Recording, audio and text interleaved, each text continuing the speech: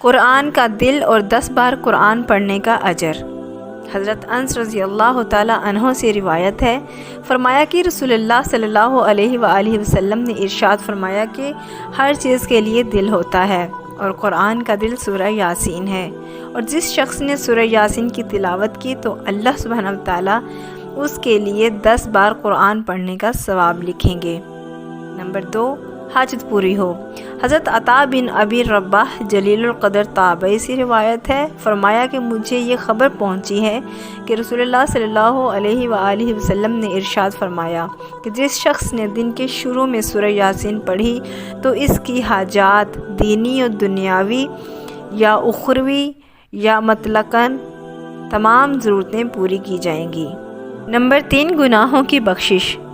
حضرت معقل بن یسار المزنی رضی اللہ تعالی عنہ سے روایت ہے کہ نبی صلی اللہ علیہ وآلہ وسلم نے ارشاد فرمایا کہ جس شخص نے اللہ سبحانہ وتعالیٰ کی رضا کے لیے سورہ یاسین پڑھی تو اس کے پہلے گناہ یعنی صغیرہ و کبیرہ بھی انشاءاللہ معاف کر دیے جاتے ہیں، پس اس کو اپنے مردوں کے پاس پڑھا کرو۔ نمبر 4، رات کو پڑھنے کی فضیلت۔ حضرت ابی ہریرہ رضی اللہ تعالیٰ عنہ فرماتے ہیں کہ رسول اللہ صلی اللہ علیہ وآلہ وسلم نے ارشاد فرمایا کہ جس نے کسی رات میں سورہ یاسین پڑھی تو وہ اس حال میں صبح کرے گا کہ اس کی بخشش ہوئی ہوگی۔ نمبر 5، قریب الموت پر پڑھنے کی تلقین۔ حضرت معقل بن یسار رضی اللہ تعالیٰ عنہ سے روایت ہے، فرمایا کہ رسول اللہ صلی اللہ علیہ وآلہ وسلم نے ارشاد فرمایا کہ اپنے مردوں یعنی قریب الموت شخص پر یاسین پڑھا کرو۔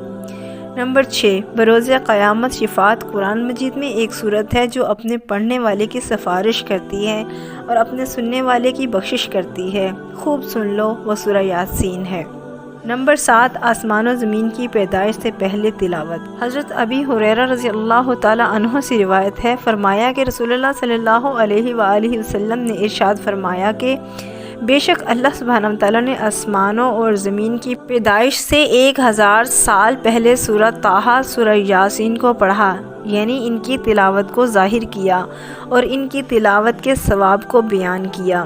جب فرشتوں نے قرآن سنا تو کہا، خوشخبری ہے اس امت کے لیے جس پر یہ قرآن یا طٰہٰ و یاسین نازل ہوگا، اور خوش قسمت ہیں وہ سینے جو اس کو محفوظ یعنی حفظ کریں گے، اور خوش قسمت ہیں وہ زبانیں جو زبانیں یا دیکھ کر اس کی تلاوت کریں گی۔ نمبر 8، رسول صلی اللہ علیہ وآلہ وسلم کی تمنا۔ حضرت ابن عباس رضی اللہ تعالی عنہ سے روایت ہے، فرمایا کہ رسول اللہ صلی اللہ علیہ وآلہ وسلم نے ارشاد فرمایا کہ میں پسند کرتا ہوں سورہ یاسین میری امت کے ہر انسان کے دل میں ہو۔ نمبر 9، صبح و شام خوشی میں۔ حضرت یحییٰ بن ابی قصیرہ سے روایت ہے، فرمایا کہ جس شخص نے صبح کو سورہ یاسین کی تلاوت کی تو وہ شام تک خوشی میں رہے گا، اور جس شخص نے شام کو سورہ یاسین کی تلاوت کی تو وہ صبح تک خوشی میں رہے گا۔ نمبر 10، شہید کی موت۔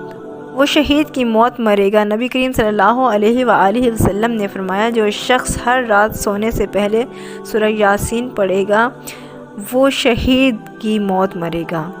سبحان اللہ۔